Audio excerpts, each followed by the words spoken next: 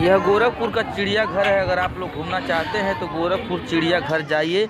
बहुत ही खतरनाक जानवर यहाँ पर हैं दोस्तों। देखिए, मैं कुछ जानवरों का वीडियो बना के आप लोगों को दिखा रहा हूँ। देखिए, ये शेर है, बब्बर शेर है। आपको भी बहुत तरह के जानवर यहाँ पर देखने के लिए मिल रहा है। अगर आप अभी तक नहीं गए हैं गोरखपुर चिड़ियाघर में तो जाके जल्दी देखें।